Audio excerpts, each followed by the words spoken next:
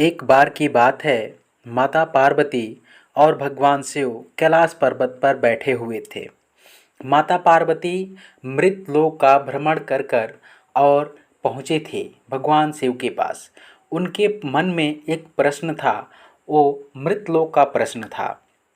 और कहती है कि हे ब्रह्मा, हे भगवान, अगर आप हमारे इस सवाल के जवाब देंगे तो हमारा मन तृप्त हो जाएगा और मैं अपने मन की जो अंदर जो सवाल है उसकी प्रश्न का उत्तर पाकर हमें बहुत ज़्यादा ज्ञान मिलेगा।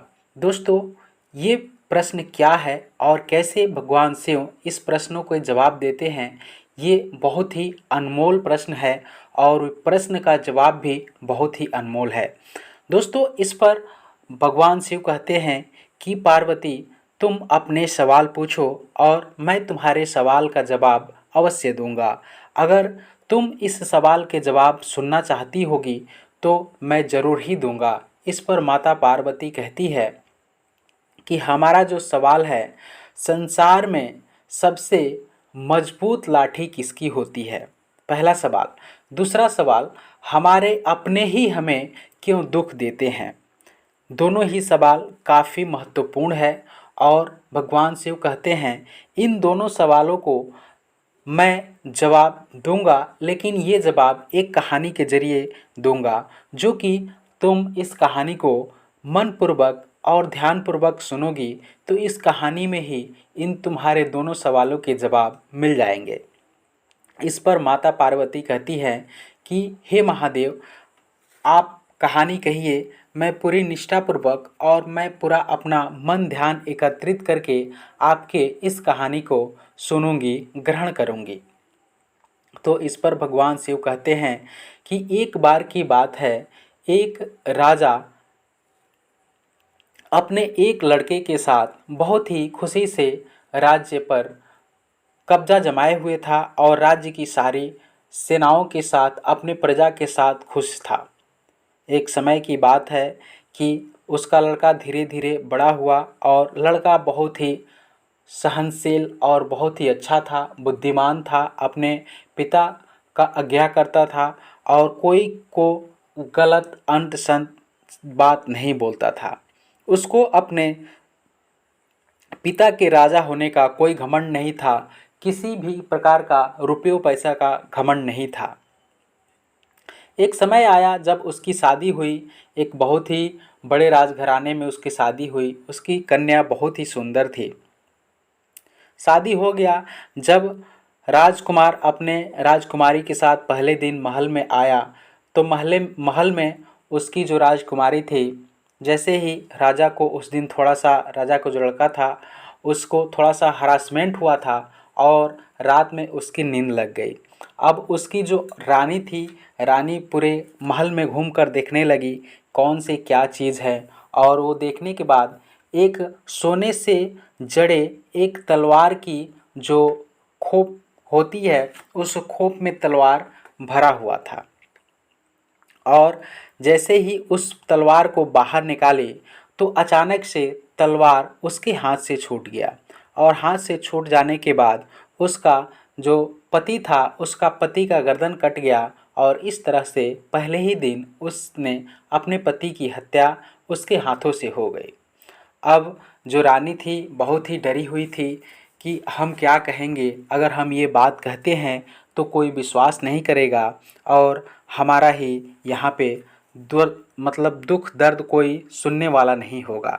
इस पर वो झूठ बोलने का बहाना बना लिया और बोली कि मैं सुबह उठते ही दूसरा कुछ बात बता दूंगी। जैसे ही सुबह हुआ, उठते उठते और रोने लगी, चिल्लाने लगी कि मेरे पति को किसी ने मार दिया, मेरे पति को किसी ने मार दिया। वहाँ पे बहुत सारा लोग आया, राजा भी आए, तो पूछे किसने मारा, तो वो बोली हम तो चिंते नहीं हैं, लेकिन यहाँ पे एक बगल में मंदिर है और उस मंदिर में वो घुसा है।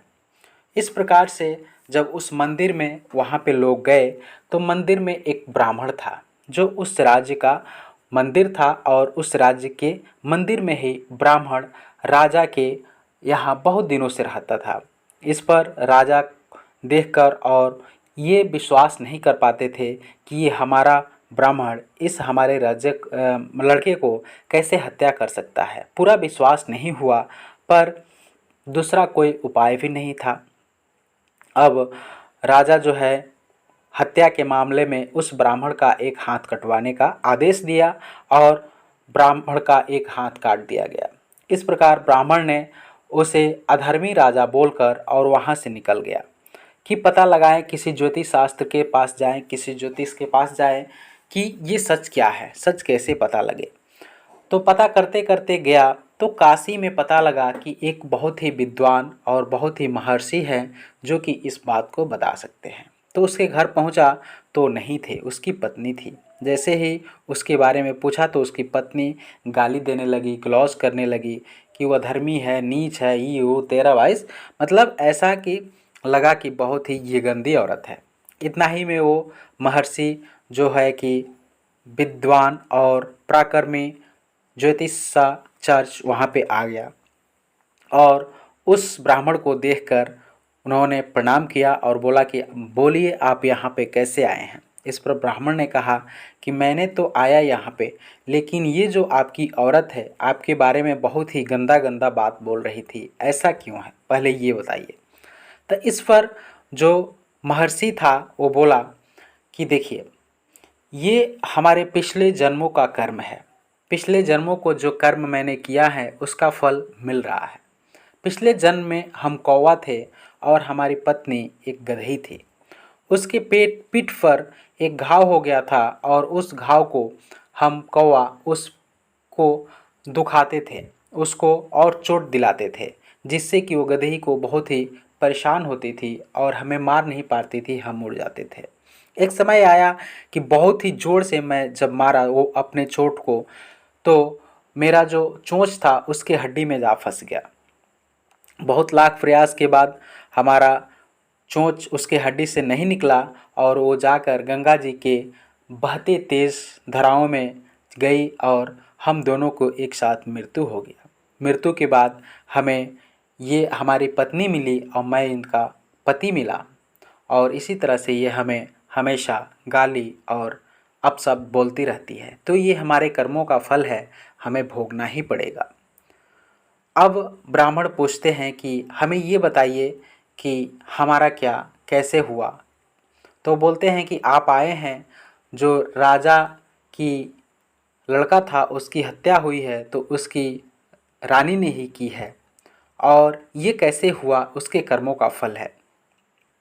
पिछले ज़माने में, पिछले युग में जो रानी थी वो पिछले युग में एक गाय थी और राजा का लड़का एक कसाई था और वहाँ पे हम एक ब्राह्मण थे जो कि बहुत ही उस समय हमारी स्थिति सही नहीं थी। इस प्रकार से कहने लगे कि एक जो कसाई था उस गाय को काटने के लिए दौड़ रहा था, जो उसकी पत्नी थी उसको काटने के लिए दौड़ रहा था और कसाई उसको चोट दौड़ा रहा था, पकड़ रहा था। छुप कर गाय भाग गई और कसाई ने हम ही से पूछा कि गाय किधर गई है, तो मैंने हाथ से बताया कि इधर। तो कसाई गया और उस गाय को मार दिया और मारकर उसके हड्डियों को कुत्ते कौवे सब खा गए और गंगा में विसर्जन हो गया।